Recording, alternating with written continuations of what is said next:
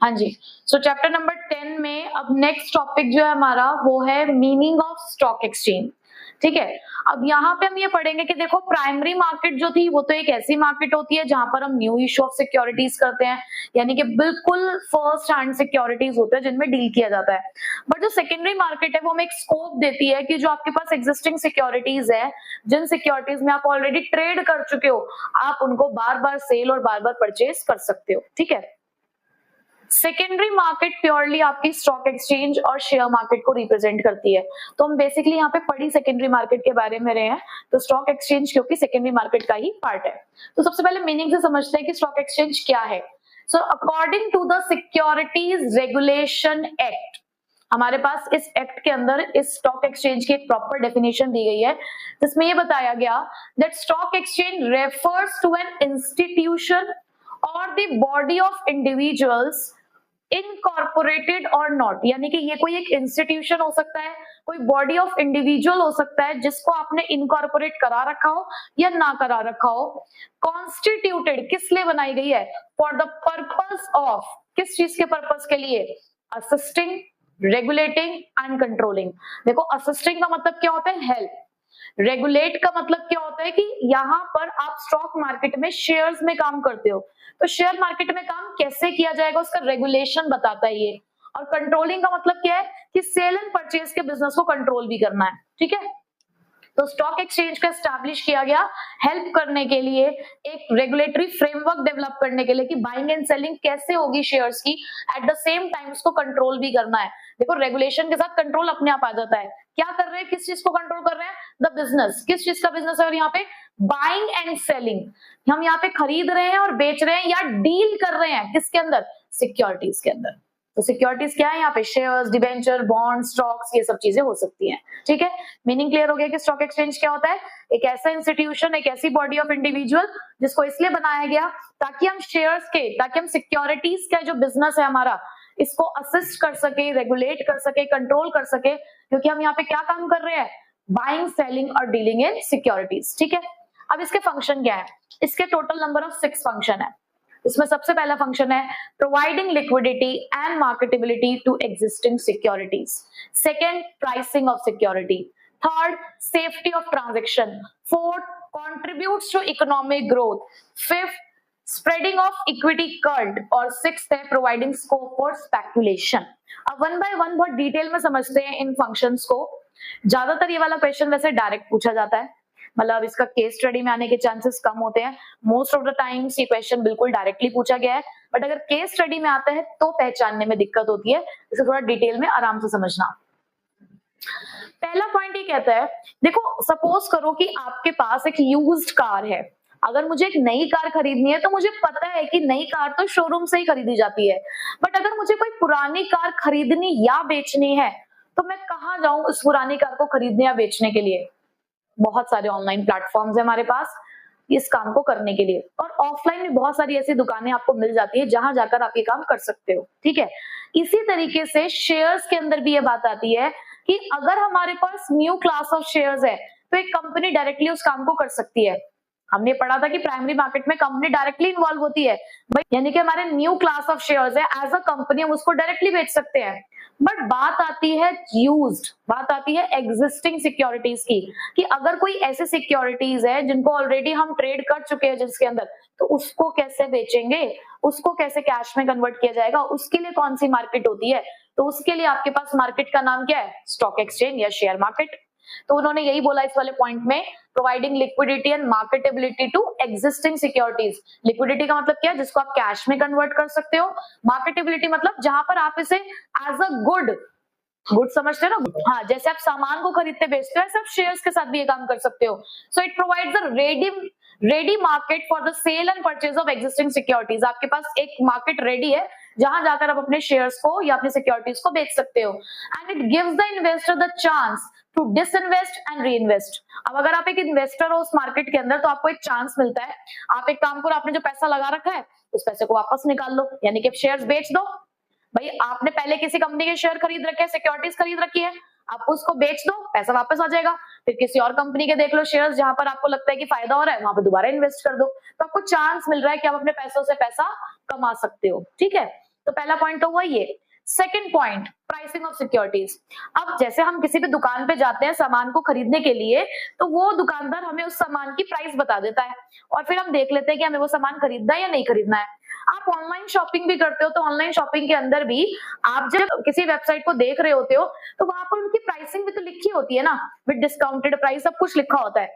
अब जब शेयर्स में हम डील कर रहे होते हैं तो शेयर तो देखो ऐसी चीज है जिसकी प्राइस बढ़ती और घटती रहती है, ये बात हम सभी जानते हैं कि शेयर्स की जो प्राइसेस है उनकी फ्लक्चुएशंस होती है। तो ऐसे में हमें कैसे प्राइस के बारे में पता चलेगा? तो यहाँ पे पहली बात तो प्राइस डिसाइड कैसे होती है, जिस तरीके से नॉर्मल गुड्स की प्राइस डिसाइड होती है ना मार्केट फोर्सेस से, डिमांड और सप्लाई, बिल्कुल वैसे ही यहाँ पर भी प्राइस डिसाइड की जाती है कि डिमांड ऑफ सिक्योरिटीज क्या है, सप्लाई ऑफ सिक्योरिटीज क्या है, जहां इंटरसेक्ट करेगा वहां प्राइस डिसाइड हो जाएगी। बट अब क्योंकि यहाँ पे फ्लक्चुएशंस होती रहती हैं तो यहाँ पे कॉन्टिन्यूअस वैल्यूएशन होता है सिक्योरिटीज का। आप जो बहुत सारे ऐसे बिजनेस न्यूज चैनल्स हैं जैसे सीएनबीसी है, बीसीसी है, वहां पे आप देखोगे नीचे ना ऑलरेडी फ्लैश होता रहता है कि निफ्टी कितना चल रहा है, सेंसेक्स कितना चल रहा है। बेसिकली वो आपको प्राइसिंग ऑफ सिक्योरिटीज ही बताते हैं, ठीक है। तो यहाँ पे कॉन्टिन्यूअस वैल्यूएशन चलता है। किसी स्टॉक मार्केट जैसे बीएससी एनएससी में देखोगे वहां पे भी प्राइसेस चल रही होती हैं कि हमारे पास इस टाइम पे हमारे स्टॉक की प्राइसेस क्या चल रही है। तो कॉन्टिन्यूअसली आपको रेगुलर इंफॉर्मेशन मिलती है प्राइस के बारे में, तो उस हिसाब से आप खरीद या बेच सकते हो, ठीक है। थर्ड, ट्रांजेक्शन की सेफ्टी। शेयर मार्केट को बोला जाता है कि बहुत रिस्की है, और मैं कहूंगी रिस्की तो है। अब देखो कोई भी बिजनेस हो, बिना रिस्क के तो कोई भी बिजनेस नहीं होता, चाहे आप कैसा भी काम कर लो। अब यहाँ पे फिर रिटर्न के चांसेस भी तो उतने हैं, तो रिस्क तो है। जब securities exchange board of India नहीं बना था ना, तब तो ये रिस्क बहुत ज्यादा था, लेकिन उसके आ जाने के बाद हमारी स्टॉक मार्केट काफी हद तक सिक्योर हो चुकी है। वो हमारी गलती होती है कि हम अपनी कम इंफॉर्मेशन की वजह से हम धोखा खा जाते हैं, हम अनरजिस्टर्ड ब्रोकर्स के साथ डील करते हैं, हम ऐसी एप्स के धांधलेबाजी में फंस जाते हैं जिनके धांधलेबाजी में हमें नहीं फंसना चाहिए। तो ये हमारी इनएक्यूरेट इन्फॉर्मेशन होती है, हमारी गलती होती है कि हमने इन्फॉर्मेशन पूरी कलेक्ट नहीं करी। बल्कि स्टॉक मार्केट हमारी ट्रांजेक्शन की सेफ्टी देती है। कैसी? पहली बात तो यहाँ जितने भी मेंबर्स होते हैं, चाहे आप एक इशूअर हो, चाहे आप एक इन्वेस्टर हो, चाहे आप एक ब्रोकर हो, आपको एक मेंबरशिप आपको लेनी पड़ेगी। तो मेंबरशिप वेल रेगुलेटेड होती है कि अगर कोई बंदा है तो वो उसके पास मेंबरशिप होगी। वहां की डीलिंग जितनी भी होती है वो लीगल फ्रेमवर्क के अकॉर्डिंग होती है। हमारी सेबी ने बहुत सारी गाइडलाइंस बना रखी हैं जिसके अकॉर्डिंग स्टॉक मार्केट में काम किया जाता है। उसके अलावा यहाँ पर इन्वेस्टर्स के लिए ध्यान रखा जाता है कि उन्हें सेफ और फेयर डील ही मिले। आजकल डीमेट अकाउंट खुल चुका है भाई, पहले ऑफलाइन चलती थी हमारी शेयर मार्केट भी, अब ऑनलाइन चलती है डीमेट अकाउंट के थ्रू। तो डीमेट अकाउंट ने तो इतनी ज्यादा ट्रांसपेरेंसी दे दी है कि अगर आपको पता है शेयर मार्केट के बारे में तो आप खुद ही चेक कर सकते हो आपके अकाउंट में कितने शेयर्स है, कितने नहीं है, कितने खरीद रहे हो, कितने बेच रहे हो, ये सब चीज आप खुद भी देख सकते हो। भले आप किसी एजेंट से उसको मैनेज कराते हो बट अपने फोन में भी देख सकते हो आप उसे। तो यहाँ पे बहुत ही ज्यादा ट्रांसपेरेंसी आ चुकी है और ट्रांजेक्शन बिल्कुल हमारी सेफ होती है, ठीक है। Next, contributes to economic growth. ये शेयर मार्केट, कहते हैं ना कि शेयर मार्केट डाउन हो गई है, और जैसे शेयर मार्केट डाउन होती है तो कहते हैं इकोनॉमी डाउन हो गई है। तो शेयर मार्केट काफी हद तक किसी इकोनॉमी की ग्रोथ के लिए रिस्पॉन्सिबल है। तो ये कैसे इकोनॉमिक ग्रोथ को कंट्रीब्यूट करता है? देखो यहाँ पर ना बहुत अच्छे तरीके से पैसे का इस्तेमाल होता है। मैंने 1000 रुपए शेयर मार्केट में इन्वेस्ट करे, ठीक है। सपोज करो मैंने 1000 का शेयर खरीदा था, 2 दिन बाद ही वो शेयर 1100 रुपए का हो गया, तो मेरे को 100 रुपए का फायदा हुआ। मैंने वो 100 रुपए निकाले नहीं, मैंने वो 100 रुपए री इन्वेस्ट कर दिए, ठीक है। तो अब मेरे पास 1100 का शेयर है, एक तरीके से मेरे 1100 रुपए इन्वेस्ट हो गए हैं। अब मुझे जो रिटर्न मिलेगा, देखो हम जब पैसा इन्वेस्ट करते हैं तो उसके ऊपर रिटर्न भी तो मिलता है। अब जो मुझे रिटर्न मिलेगा, जो पहले 1000 रुपए में मिल रहा था वो 1100 में मिलेगा, जबकि मेरी जो रियल इन्वेस्टमेंट थी वो कितने की थी? 1000 की थी वो इन्वेस्टमेंट, लेकिन अब वो कितने की हो चुकी है? 1100। सपोज मैं उसके ऊपर फिर और अर्न कर पा रही हूँ, वो 2000 का हो गया। तो ऐसे आप क्या करते हो, और एक जगह से पैसा निकालते हो दूसरी जगह पर लगाते हो, तो आप पैसे से पैसा कमा रहे हो। एक टाइम ऐसा आता है कि जो आपकी रियल इन्वेस्टमेंट होती है वो रिकवर हो जाती है, फिर आप अपने प्रॉफिट का इस्तेमाल करते हो, और होता भी यही है, ठीक है। तो यहाँ पर आप क्या कर रहे हो, यहाँ पर हमारे पास एक प्रोसेस है डिसइन्वेस्टमेंट और री इन्वेस्टमेंट। आप पैसा लगा रहे हो, निकाल रहे हो, नई जगह पर इन्वेस्ट कर रहे हो, जिससे आपकी सेविंग मोस्ट प्रोडक्टिव एवेन्यूज, यानी कि मोस्ट प्रोडक्टिव जो अपॉर्चुनिटीज है उसमें जाकर आप उसका इस्तेमाल कर रहे हो अपनी सेविंग्स का, जिसकी वजह से कैपिटल फॉर्मेशन होगा। कैपिटल फॉर्मेशन मतलब क्या होता है? पैसे से पैसे को बनाना, और इसी की वजह से क्या हो जाती है? इकोनॉमिक ग्रोथ, ठीक है। अब ये पॉइंट क्या कहता है? बाकी सब चीजें ना फिर भी देख के पता चल रही है, ये एक नया, ये लास्ट के 2 एक अलग सा ही नाम बताते हैं, spreading of equity cult. Spreading of equity cult का एक एग्जांपल मैं आपको देती हूँ कि सपोज एक ना हमारे एलईडी बल्ब की कंपनी है, ठीक है, उस एलईडी बल्ब की कंपनी का ना काम इस टाइम पे क्या हो रहा है कि फंडामेंटल लॉसेस हो रहे हैं। जो कंपनी की जो नेटवर्थ है वो तो अच्छी खासी $50 मिलियन के अराउंड उसकी नेटवर्थ है, बट अगर मैं वैसे देखूं कंपनी की वर्किंग तो थोड़ी वो डाउन जा रही थी, कुछ लॉसेस हो रहे थे। तो ऐसी कंपनी के मार्केट में रेपुटेशन कैसी हो जाती है फिर? नेगेटिव हो जाती है। तो क्या हुआ, मार्केट में एक न्यूज आई कि उस एलईडी कंपनी को गवर्नमेंट ऑफ इंडिया ने एक बहुत बड़ा ऑर्डर दिया है, जिसकी वजह से उनकी जो टर्नओवर है वो इंक्रीज होने वाली है, या फंडिंग हुई है या फिर उनको एक ऑर्डर मिला है गवर्नमेंट ऑफ इंडिया से, जिसकी वजह से उनकी टर्नओवर इंक्रीज होने वाली है आगे आने वाले टाइम में। तो जब ये न्यूज मार्केट में स्प्रेड हुई तो उनके एक शेयर की कीमत पहले 1000 रुपए थी, वो तुरंत 1500 रुपए हो गई। अब मार्केट में एक न्यूज आई, अब लोग क्या करेंगे, हैवीली परचेज करेंगे उसके शेयर्स को। अब यहाँ हैवीली उसके शेयर्स को परचेज करेंगे। अब यहाँ पर इन्वेस्टर्स का बिहेवियर चेंज हुआ। पहले वो लोग यहाँ इन्वेस्ट नहीं करना चाह रहे थे उस एलईडी कंपनी में, क्यों? क्योंकि उसके इनसिग्निफिकेंट लॉसेस थे। लेकिन जैसे ही मार्केट के अंदर एक ऐसी न्यूज आई, लोगों का बिहेवियर चेंज हो गया, इन्वेस्टर्स का बिहेवियर चेंज हुआ और उन्होंने वो भूल गए कि कंपनी लॉस में थी और वो क्योंकि मार्केट प्राइस बढ़ गई उनके शेयर्स की, तो लोगों ने इन्वेस्ट करना शुरू कर दिया। अब अगर कल को वो ऑर्डर नहीं मिलता है तो लोग क्या करेंगे, जो उन्होंने इन्वेस्टमेंट कर रखी होगी ना, वो क्या करेंगे, फिर से अपने शेयर्स को बेचना शुरू कर देंगे। भाई अब उन्हें फायदा नहीं होने वाला है ना, बट कल को अगर उनको ऑर्डर मिल जाता है तो शेयर प्राइस और बढ़ने के चांसेस है। ठीक है, तो ये जो हमारे इन्वेस्टर अपना बिहेवियर चेंज कर रहे हैं ना, खरीदना, बाइंग और सेलिंग का डिसीजन जो चेंज कर रहे हैं ना अपने बिहेवियर को, इसे बोलते हैं इक्विटी कल्ट। ठीक है, तो स्टॉक एक्सचेंज ये सारी चीजों के बारे में बताती है ताकि जो हमारे इन्वेस्टर्स है उनका जो बिहेवियर है वो चेंज हो सके। So it ensures a wider share of ownership bye regulating the new issues, कि नए नए इश्यूज आएंगे, बेटर ट्रेड प्रैक्टिसेस, यहाँ पर सही तरीके से ट्रेड किया जाए इस बात का ध्यान दिया जाएगा, and educating the public about the investments. तो यही सब चीजें समझाएगी स्टॉक मार्केट कि किस तरीके से आपको कब इन्वेस्टमेंट करनी है, कब इन्वेस्टमेंट नहीं करनी है। ठीक, last, providing scope for speculation. अब स्पेक्यूलेशन का मतलब क्या होता है? स्पेक्यूलेशन का मतलब होता है कि जहां पर चांसेस है, जहां पर जब हम कहीं पे इन्वेस्टमेंट कर रहे हैं तो एक चांस ये भी है कि हमें प्रॉफिट हो सकता है और एक चांस ये भी है कि हमें लॉस हो सकता है। मार्केट आपको पता है पूरी रिस्की है, प्राइस बढ़ते घटते रहते हैं। तो यहाँ पर स्पेक्यूलेशन का मतलब क्या है कि जब हम इन्वेस्टमेंट कर रहे हैं with the view of achieving the profits, कि जहां पर हमारा जो सोच है वो ये है कि हमें प्रॉफिट चाहिए, बट ऐसा नहीं है कि लॉस नहीं हो सकता, बट हम दोनों चीजों को देखते हुए चल रहे हैं। So this is speculation. अब स्पेक्यूलेशन यहाँ पर अलाउड है या नहीं? हम ना जब भी ये वर्ड बोलते हैं स्पेक्यूलेशन या स्टॉक मार्केट, तो लोगों के मुंह से एक शब्द निकलता है कि ये सट्टा है, सट्टेबाजी है। But share market is not सट्टेबाजी, ये कोई सट्टेबाजी नहीं है, क्योंकि सट्टेबाजी तो बेटिंग होती है आपकी, वो बेटिंग वाली चीजों को आप सट्टेबाजी कह सकते हो। बट यहाँ पर ना आप एक बिजनेस कर रहे हो, हमने डेफिनेशन में भी पढ़ा है कि इट इज अ बिजनेस। ठीक है, और हर बिजनेस में जैसे प्रॉफिट और लॉस के चांसेस होते हैं, ऐसे हमारे शेयर मार्केट के अंदर भी प्रॉफिट और लॉस के चांसेस होते हैं। जब आप कहीं बिजनेस डीलिंग करते हो तो आप सोचते हो ना कि पैसा डूब भी सकता है, पैसा आ भी सकता है। तो इसी तरीके से जब हम शेयर मार्केट में इन्वेस्टमेंट करने जा रहे होते हैं ना, तब भी हम एक अनुमान लगाते हैं, बट उस अनुमान को ना यहाँ पे शेयर किया जाता है। तो वो कहते हैं कि आप इस काम को कर सकते हो ना restricted and controlled manner, healthy speculations are allowed. क्योंकि अगर आप ना ये अनुमान लगा रहे हो कि यार 100 का शेयर है, कल को 1000 का हो जाएगा, तो ऐसे आप मार्केट को गलत इंफॉर्मेशन दे रहे हो। तो ऐसे स्पेक्यूलेशंस अलाउड नहीं है। हेल्दी, कंट्रोल्ड और रिस्ट्रिक्टेड मैनर में आप ये स्पेक्यूलेशंस कर सकते हो। ठीक है, तो ये हमारे 6 फंक्शंस थे स्टॉक एक्सचेंज के, कि हमारी एग्जिस्टिंग सिक्योरिटीज को बेचने में और खरीदने में मदद करते हैं, प्राइसिंग ऑफ सिक्योरिटीज की कंटिन्यूएशन में वैल्यूएशन और इन्फॉर्मेशन देते हैं, हमारी ट्रांजेक्शन यहाँ पे सेफ है क्योंकि सब कुछ वेल रेगुलेटेड है, यहाँ पर पैसे को डिसइन्वेस्ट और री इन्वेस्ट किया जाता है जिससे कैपिटल फॉर्मेशन और इकोनॉमिक ग्रोथ होती है, यहाँ लोगों के बिहेवियर को इन्फ्लुएंस किया जाता है क्योंकि यहाँ पर ये लोग कुछ इन्फॉर्मेशन ऐसी प्रोवाइड कराते हैं, लोगों को ऑनरशिप के बारे में समझाते हैं ताकि उनके बिहेवियर में चेंजेस आ सके।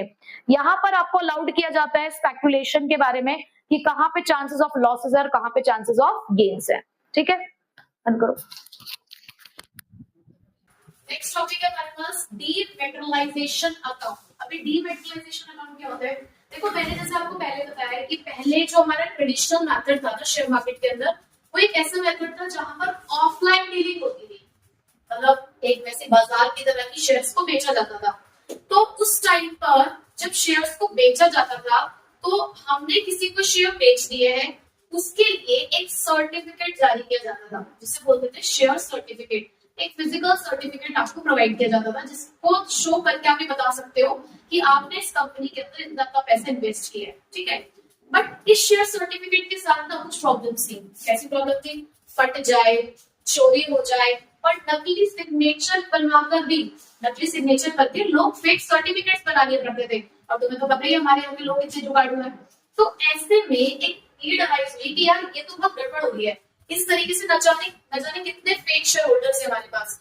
तो इस प्रॉब्लम को सॉल्व करने के लिए और फिर हमारे पास जब ऑनलाइन मोड आया शेयर मार्केटिंग का, तो यहाँ पर उन्होंने कहा कि अब आपके सामने एक ऑप्शन है, आप चाहे तो अपने फिजिकल शेयर सर्टिफिकेट को एक ऑनलाइन बुक एंट्री में कन्वर्ट कर सकते हैं।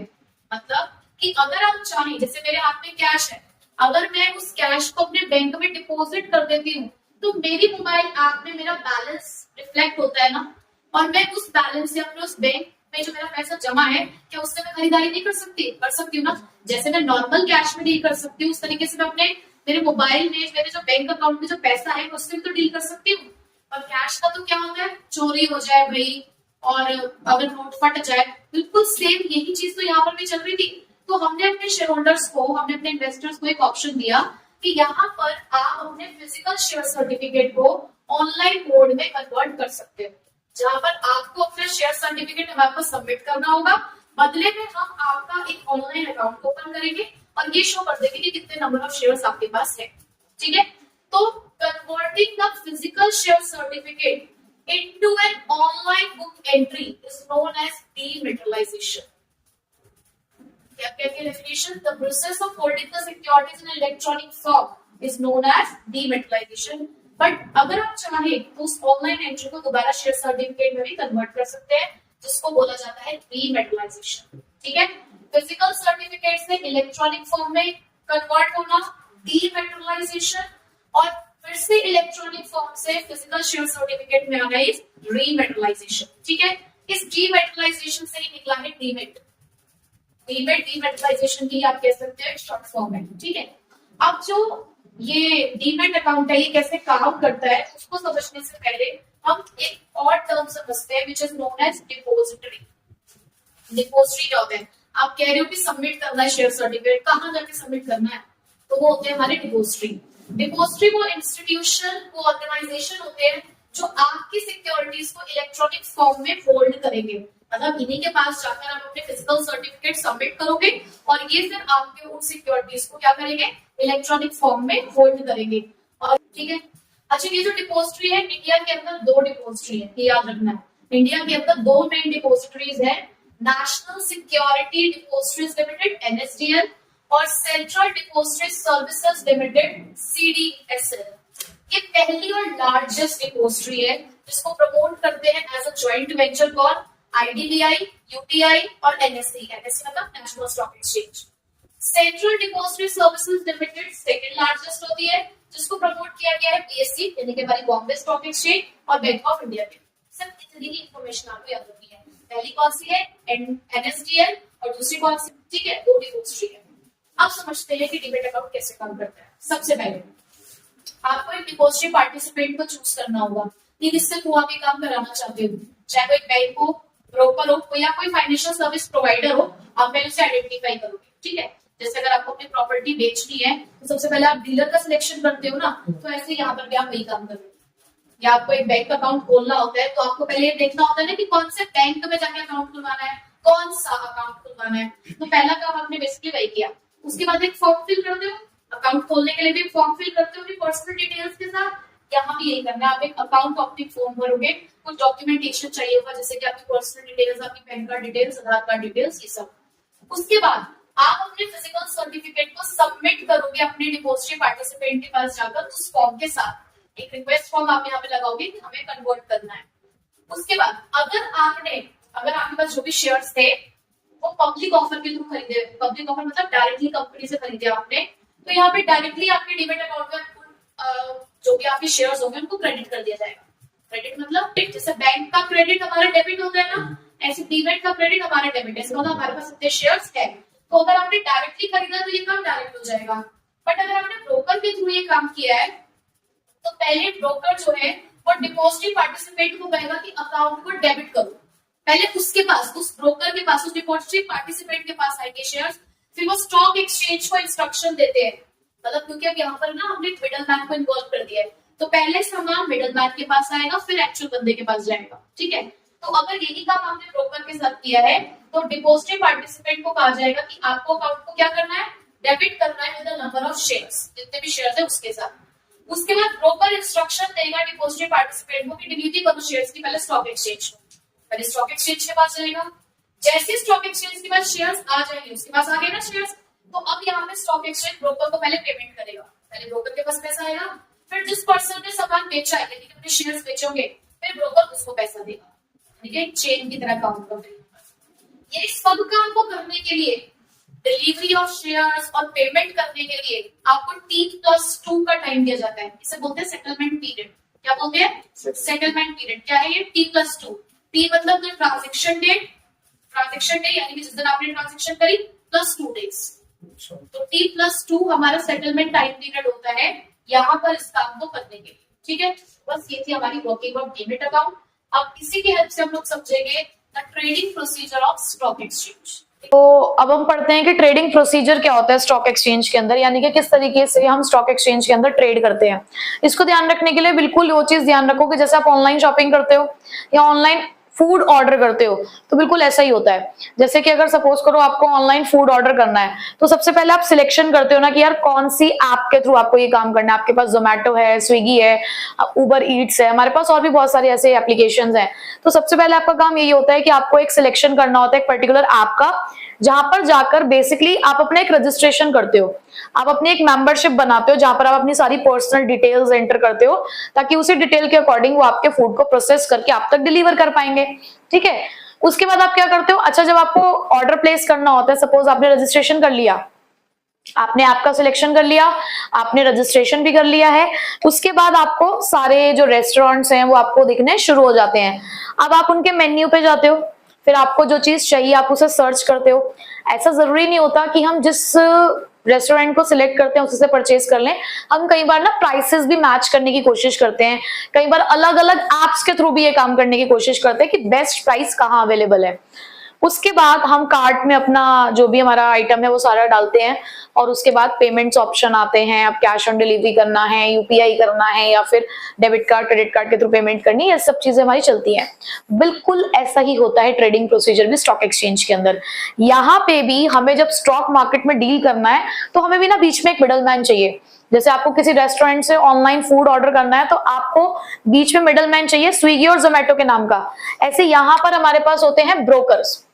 तो सबसे पहला काम ही हमारा यही है कि हम स्टॉक मार्केट में डील करने जा रहे हैं, हम स्टॉक एक्सचेंज के साथ डील करने जा रहे हैं, तो हम डायरेक्टली डील नहीं कर रहे हैं। एज एन इन्वेस्टर हमें एक ब्रोकर का सिलेक्शन करना होगा। कंपनी डायरेक्टली जा रही है बट एज एन इन्वेस्टर हमें ब्रोकर का सिलेक्शन करना पड़ेगा। तो हम यहाँ पर एक ब्रोकर को सिलेक्ट करते हैं जहां पर ब्रोकर और इन्वेस्टर एक एग्रीमेंट में आते हैं। वो एक इन्वेस्टर को साइन करना पड़ता है एक ब्रोकर क्लाइंट एग्रीमेंट और क्लाइंट रजिस्ट्रेशन फॉर्म। मतलब आप अपनी पूरी डिटेल ब्रोकर के पास सबमिट कराओगे, उसके अंदर आपकी पेन डिटेल्स तो कंपलसरी होती है देनी, उसके अलावा आपका नेम, आपकी एजुकेशन क्वालिफिकेशन, आपका एड्रेस वगैरह वो सारी चीजें आपको देनी पड़ती हैं। उसके बाद आपका एक डीमेट अकाउंट खोला जाएगा, यानी कि जो इन्वेस्टर है वो अपना एक डीमेट अकाउंट, अच्छा डीमेट अकाउंट को हम बेनिफिशियल अकाउंट भी कहते हैं, बेनिफिशियल ओनर अकाउंट, ठीक है, वो आपका खोला जाएगा विद अ बैंक अकाउंट। क्यों? क्योंकि यहाँ पे जितनी भी ट्रांजेक्शंस होती हैं वो बैंक के थ्रू होती है, तो आपको एक बैंक अकाउंट ओपन करना होगा अपने डिपोजिटरी पार्टिसिपेंट के साथ। डिपोजिटरी पार्टिसिपेंट कोई एक बैंक भी हो सकता है, कोई एक इंस्टीट्यूशन भी हो सकता है, ठीक है। तो डिपोजिटरी पार्टिसिपेंट के साथ आपको ये काम करना होगा ताकि आप अपनी सिक्योरिटीज को होल्ड कर सको, ट्रांसफर कर सको, ठीक है। जब ये डीमेट अकाउंट खुल जाएगा, यानी कि वही जैसे कि आपका रजिस्ट्रेशन होगा, आपका अकाउंट ओपन हो गया, अब आप ऑर्डर प्लेस करेंगे।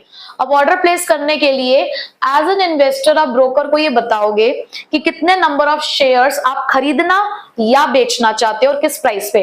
जैसे अगर हमें अपना घर बेचना होता है तो हम डीलर के पास जाते हैं ना, या खरीदना होता है तो उसे बताते हैं कि यार हमें एक घर चाहिए, इतने गज का चाहिए, इतनी प्राइस पे चाहिए, और अगर बेचना है तो भी बता के आते हैं। तो तो ऐसे इन्वेस्टर को भी बताना होगा ब्रोकर को कि हमें इतने नंबर ऑफ शेयर्स चाहिए खरीदने के लिए, बेचने के लिए इस प्राइस पे, और उसी के बाद ब्रोकर आपको ऑर्डर कंफर्मेशन स्लिप देता है। जब ऑर्डर प्लेस करते लिखा था ना, your order has been processed waiting for the confirmation, तो बस इसी तरीके से ब्रोकर भी इन्वेस्टर को एक ऑर्डर कंफर्मेशन स्लिप देता है। उसके बाद जब आपकी तरफ से कोटेशंस मिल गई हैं, अब ब्रोकर क्या करेगा, ऑनलाइन कनेक्ट करेगा स्टॉक एक्सचेंज के साथ, वो मैच करेगा द बेस्ट प्राइस अवेलेबल। ये आप मैट्रिमोनियल की वेबसाइट से भी देख सकते हो, सब लोग अपने अपने बायोडाटास जो है वहां पर लिख कर रखते हैं, सबमिट करके रखते हैं, फिर वो उस मैट्रिमोनियल वेबसाइट का काम होता है दोनों को मैच करना। तो यही काम यहाँ पे कौन कर रहा होता है, ब्रोकर कर रहा होता है कि इन्वेस्टर ने उसे सारी डिटेल्स बता दी है, अब वो स्टॉक एक्सचेंज में जाकर उस चीज को ढूंढने की कोशिश कर रहा है कि मेरे इन्वेस्टर ने जो मुझे स्पेसिफिकेशन दी है उस स्पेसिफिकेशन को कहाँ हम पूरा कर पा रहे हैं। ठीक है, तो यहाँ पे सिर्फ मैचिंग चल रही है। ढूंढते ढूंढते मैचिंग करते करते जब उसे बेस्ट ऑप्शन मिल जाता है तो उस ऑर्डर को एग्जीक्यूट किया जाता है, यानी कि और आगे स्टेप लिया जाता है, जहां पर ब्रोकर इन्वेस्टर को ट्रेड कंफर्मेशन स्लिप दे देता है।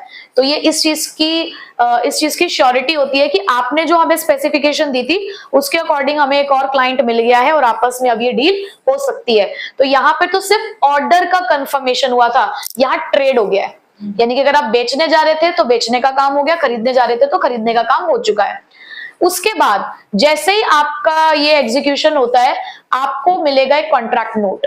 ब्रोकर आपको एक कॉन्ट्रैक्ट नोट देगा विद इन 24 आवर्स, 24 घंटे के अंदर अंदर आपको कॉन्ट्रैक्ट नोट मिल जाएगा, जिसमें पूरी डिटेल्स लिखी होगी कि कितने नंबर ऑफ शेयर्स खरीदे या बेचे गए और किस प्राइस पे। और ये इसीलिए किया जाता है कि कल को अगर डिस्प्यूट्स हो तो उसको सेटल किया जा सके, तो एक तरीके का प्रूफ होता है। उसके बाद आप जो स्टॉक एक्सचेंज, अब स्टॉक एक्सचेंज में तो ना जाने कितने सारे लोग डील करते होंगे, तो स्टॉक एक्सचेंज हर एक ट्रांजैक्शन को एक यूनिक ऑर्डर नंबर दे देती है। जैसे हमारा ऑर्डर जब हम करते हैं तो उसको एक ऑर्डर नंबर मिलता है ना, सबका ऑर्डर नंबर अलग अलग होता है, बैंक अकाउंट में सबका अकाउंट नंबर अलग होता है, ऐसे स्टॉक एक्सचेंज भी हर एक ट्रांजेक्शन को एक ऑर्डर नंबर असाइन करती है। उसके बाद जब ये सब काम हो गया, अब होगा डिलीवरी ऑफ शेयर्स और मेकिंग द पेमेंट। अब ब्रोकर या तो इन्वेस्टर्स को शेयर डिलीवर कर देगा, अगर इन्वेस्टर ने सामान खरीदा है, अगर इन्वेस्टर शेयर्स खरीद रहा था तो उसको उसके शेयर्स मिल जाते हैं, अगर इन्वेस्टर अपने शेयर्स को बेच रहा था तो उसको कैश ट्रांसफर कर दिया जाता है, मतलब वही बैंक के थ्रू। दोनों में से जो कोई भी एक काम हो रहा होगा, ये बाइंग के लिए, सेलिंग के लिए। इस दिन को बोला जाता है पे इन डे, ये नाम आपको याद रखना है। पे इन डे कौन सा डे है, जिस दिन ब्रोकर इन्वेस्टर्स के साथ डील कर रहा है, जिस दिन ब्रोकर इन्वेस्टर को या तो शेयर्स दे रहा है या उसको पेमेंट दे रहा है। ठीक है, यानी कि ब्रोकर की साइड से जा रहा है सामान। उसके बाद होता है सेटलमेंट। अब सेटलमेंट क्या होता है, इधर कैश इज पेड और securities are delivered in day before the T+2 डे। अभी T+2 क्या होता है, हमने भी लास्ट क्लास में पढ़ा था कि T+2 होता है सेटलमेंट पीरियड। सेटलमेंट पीरियड मतलब कि T का मतलब है ट्रांजेक्शन डे प्लस 2 डेज आपको एक्स्ट्रा मिलते हैं अपने ट्रांजेक्शन को सेटल करने के लिए। ठीक है, तो यहाँ पर सेटलमेंट साइकिल के अकॉर्डिंग आपको काम करना है। T+2 डे से पहले या तो कैश पे किया जाना चाहिए या सिक्योरिटीज डिलीवर्ड हो जानी चाहिए। ठीक है, आउट डे में जो कि T+2 डे माना जाता है, यहाँ पे अब स्टॉक एक्सचेंज ब्रोकर को या तो शेयर डिलीवर करेगी या फिर पेमेंट कर देगी। ठीक है, और इसी डे को क्या बोला जाएगा, पे आउट डे। और जैसी ब्रोकर के पास ये चीज आती है 24 घंटे के अंदर अंदर उसको इन्वेस्टर तक ये चीज पहुंचानी होती है। ठीक है, तो इस तरीके से पे आउट डे वाले दिन भी ये काम चलता है, यानी कि उस दिन स्टॉक एक्सचेंज की साइड से काम हो रहा है।